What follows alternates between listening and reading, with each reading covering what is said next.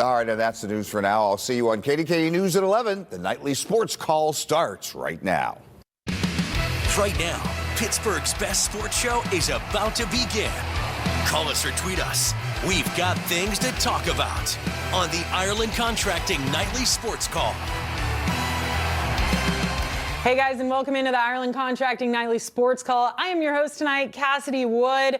You guys, what a beautiful night, or day, I should say. It started out as over at PPG Paints Arena. Unfortunately, towards the end of that second period, the Capitals pulling away with it, scoring 3 goals in under 4 minutes, 2 of those goals in under 8 seconds. It was kind of crazy, but it started beautifully with that tribute to Mike Lang. I'm joined alongside the beautiful Susie Cool. It's been a minute since we've been together on this show, but the Dream Team's back at it. So very excited to be back here on a Saturday night with you, Suze.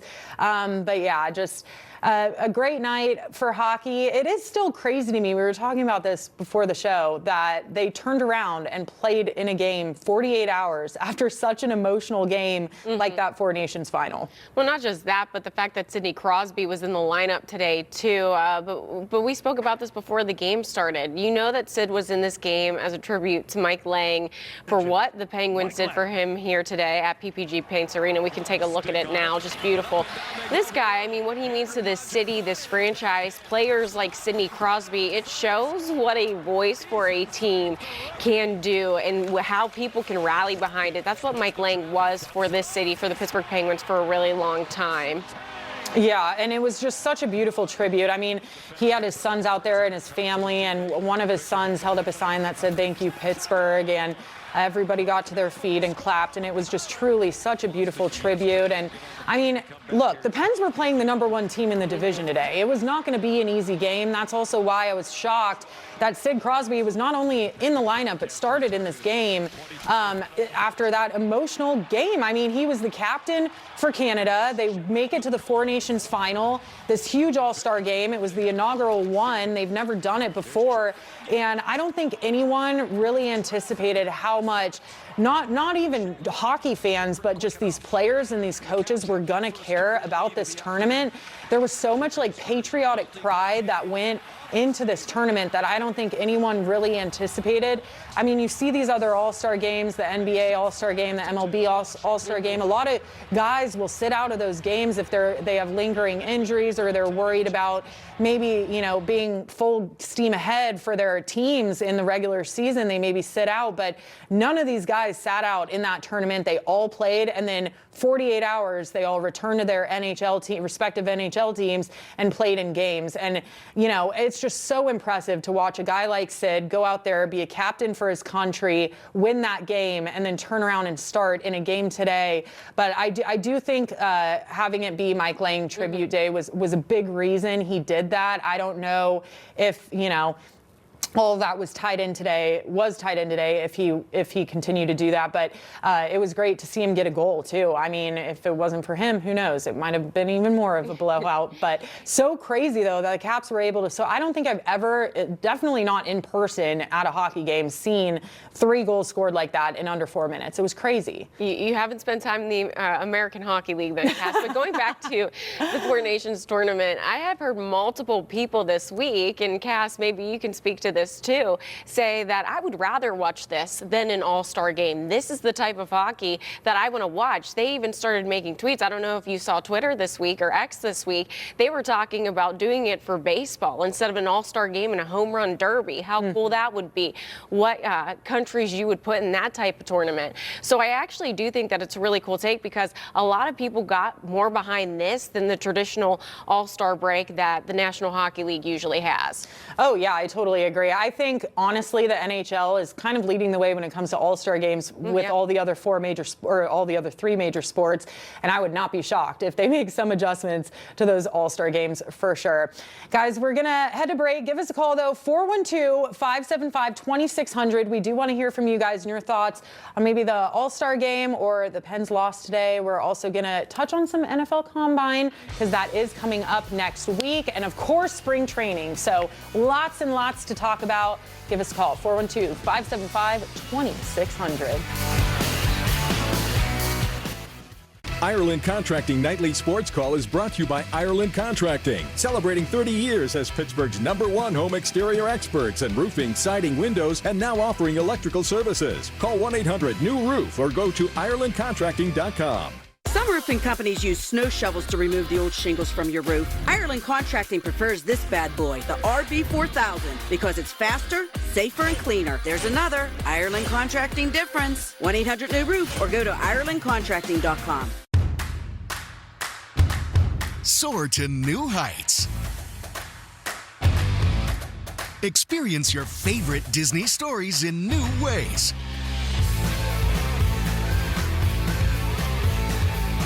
Get closer to the magic than ever before at Disney on Ice presents Mickey's Surge Party. Coming to PPG Paints Arena March 6th through 9th. Tickets on sale now. Visit DisneyOnIce.com for show details. Saturdays on Catchy Comedy, one of television's funniest lineups, all in one place. Catchy Flashback, iconic 70s Saturday night. Find Catchy Comedy on Broadcast Channel 2.5. We do any small project, any big project. We do all lighting upgrades, change the stuff to LEDs. Now it's more efficient. We offer the best product, the best install. We really care about other people's homes. We treat them like our own. It's not just our name, it's our reputation.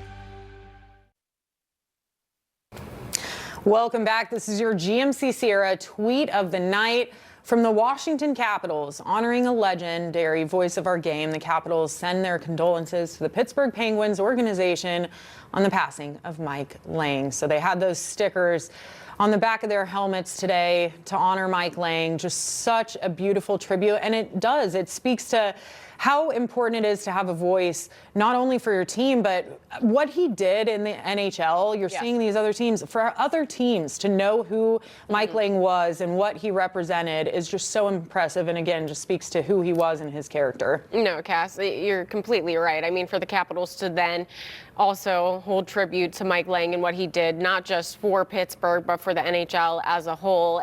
Again, sometimes whenever you're in that broadcaster seat, you're not realizing what you're doing, or maybe whenever you're watching these games over and over and over again, you don't realize how much that voice is just going to hold true throughout your entire childhood. But look at the childhoods that Mike Lange lived through, and he's just there. He's a part of those memories, so he holds true for a lot of people, not just here in Pittsburgh, but the NHL as a whole.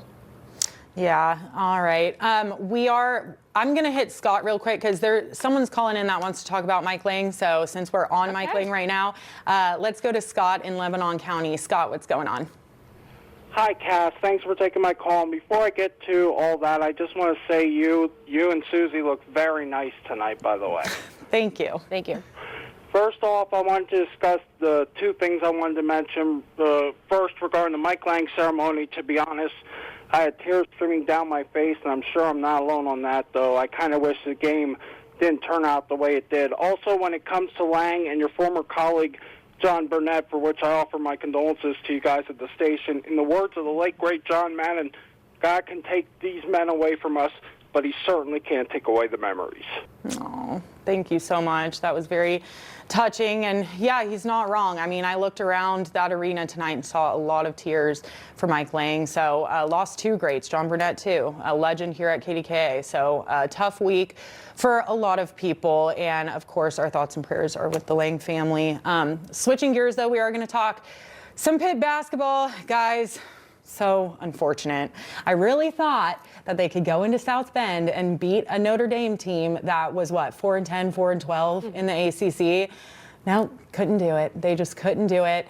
And it's unfortunate, you know. Now they went through a 4-game skid, won 2 in a row, 4-game skid, won 2 in a row, and now another loss. And it stinks. I mean, I thought today they, would maybe get that win, hit 500 again in conference play. Didn't happen. We do have a poll, you guys, going on right now in regards to head coach Jeff Capel. So go ahead and scan that QR code up on your screen and you can vote. Should Pitt move on from Jeff Capel, yes or no? Now, some stats for you guys to know. Jeff has been here for 7 seasons. During that, he's gone 113 and 103. He's had 1 tournament appearance and 3 winning seasons if they pull off a winning season this year. So 2 as of right now in 7 years. So Granted, a lot of other outliers. He has a winning percentage. Yeah. You know, maybe in this city, that's all that matters. I don't know. I always say I don't make enough money to make those calls, so I'm not going to say, my opinion on this matter. But as you can see from the poll, yes, people are voting no on this right now. They want him to stay. Yeah, look, I think at the end of the day, what the problem is this year at least, I think Pitt had a lot of talent. They were going to do really well. I think a lot of people were really high on them. At one point, they were ranked 18th in the country. I mean, I think a lot of people thought they were going to be very dominant this year. The 50-50 balls just haven't bounced their way. The rebounding has been tough, and it's unfortunate, but I think size has a lot to do with that. They're going up against these guys that are just simply bigger than them, and they can get those boards a lot easier just because they have height advantage on them. I mean, Jalen Lowe is a strong player, and so is Ish, but I mean, you need bigger guys down front to be able to snag those rebounds, and I think, honestly, that's their weakest point right now. Yeah, and we saw this at the middle of the season, beginning of the season. They went on a 4-game skid, and then they got that win against Syracuse. And what they were saying was that they were coming out and they were being bullied by these teams. They understood that they needed to come out and be the bullies in order to win games because they needed more size. They don't have the size of their opponents that they're facing. So that's been their problem all year long, is facing these people that are kind of outsizing them and trying to figure out how to get into that bully seat rather than be the ones that are being bullied. Yeah, and unfortunately, I mean, again, it's been the slow start. We've heard it all season. I mean, the slow starts are what's killing them. They just can't battle out of a hole like that. They've been able to pull off a couple, I think there were 3 or 4 games in that stretch in the beginning before the skids where they were down bad and they were able to come back and win those games, but they haven't been able to do that as of late. And I mean, I went to the press conference on Thursday before they left to South Bend, and Jalen Lowe said, we have to come out, be the bullies first at the start of the game and right after halftime. And again, unfortunately, it looks like that didn't happen. So I would say the NCAA tournament hopes are very, very low right now, but we will see about all of that. So again, tap the QR code or scan the QR code. Don't tap it on your TV. That might be bad. But scan the QR code and give us a vote. Let us know what you think, if Pitt should move on from Jeff Capel or not. All right.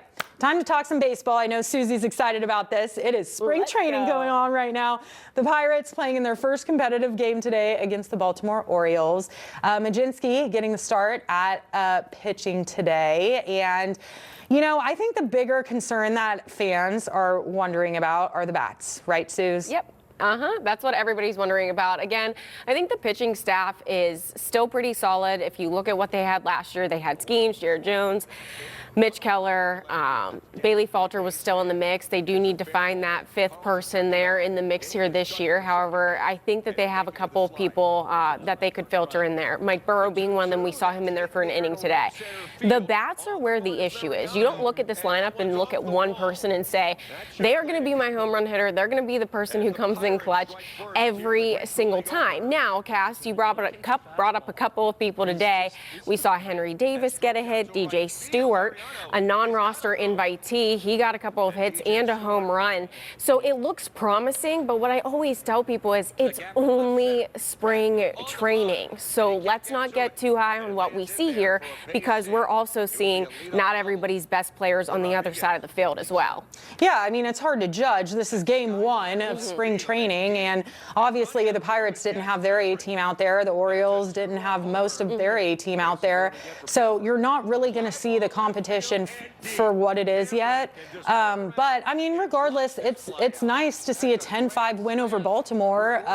Like you and I were talking about before this show, their farm team is so strong, and they do have the depth there, and they've been playoff contenders for the past recent years. And so to get a 10-5 win over them is impressive regardless. That's what I was going to say. The fact that it was against the Orioles in 10-5 fashion, that is really good, because the Orioles have one of the best farm systems in all of Major League Baseball. They've built that up over the last 5 years. That's why they've been playoff contenders the last 3 years. And they did have some of their bigger names in the lineup. You saw Gunnar Henderson, Cedric Mullins was out there in center field. So they did have some of their best players out on the field. However, you got to look at that pitching staff, and were the Pirates just lucky against who they put out on the mound here today. Yeah, and it'll be very interesting to watch in the coming days. All right, guys, we're going to head to another break. Give us a call, 412-575-2600. We want to hear from you guys. Also, if you go to KDKA.com/connect, you can also vote if Pitt should get part ways with Jeff Capel? Let us know. Butler County's Iron Mountain. It's made national headlines and it's right in our backyard. But what exactly is it? Office building that's 200 feet underground. We'll take you inside the facility so you can see what happens there firsthand. Monday at 5. Traffic to the minute with John Shumway on the KDKA-TV Morning News. I'm John Morgan of Morgan & Morgan. Before I went to law school, I worked for the phone company and was a member of CWA and AFL-CIO. I know the role that unions play in protecting workers' rights. We play that same role every day. I've developed special friendships with my union brothers and sisters, and we're proud to represent them in their time of need. We're just a phone call away. We're stronger together. Morgan & Morgan, America's largest injury law firm. Hibernate?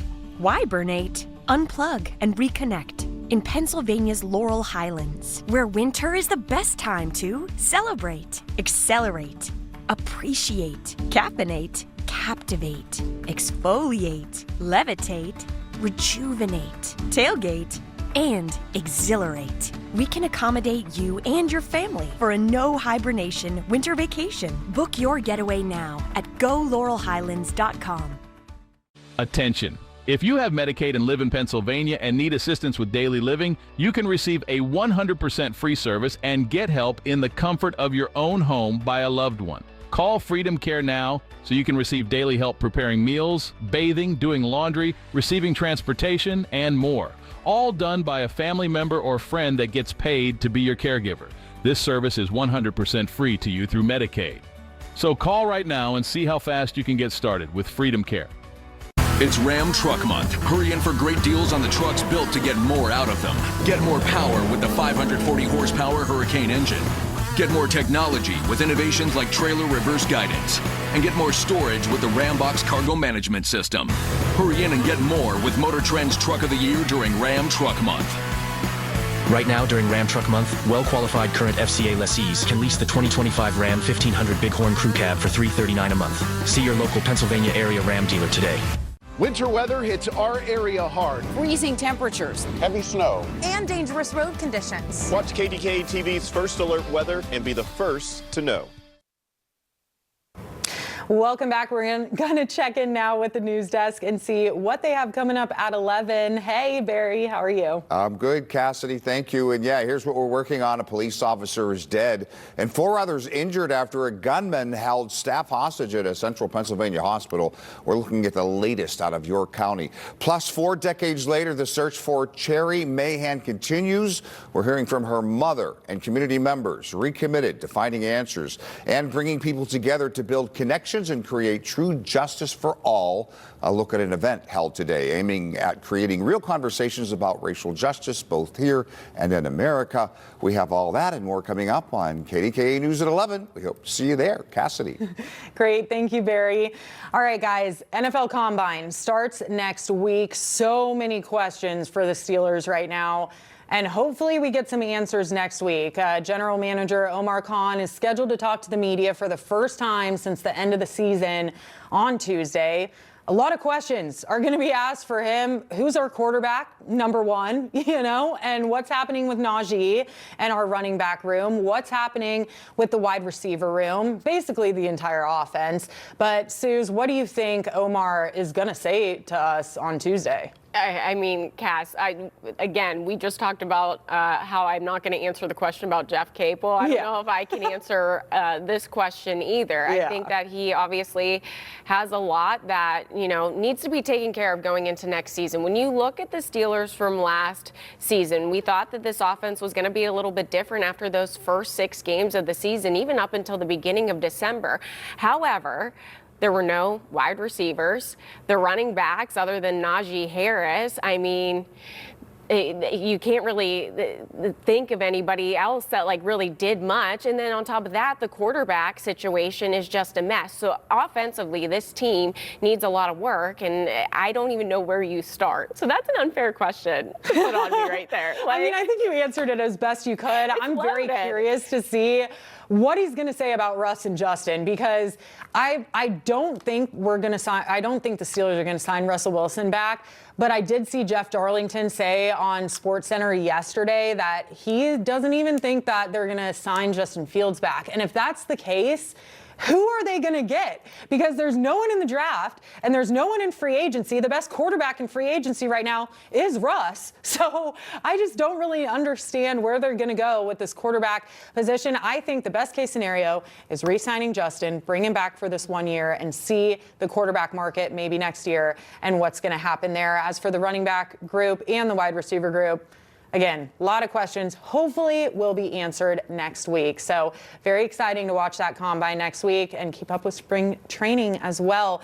But guys, thank you so much for spending your Saturday night with us tonight. For Susie Cool and Cassidy Wood, I hope you enjoy the rest of your weekend, and we'll see you here next time.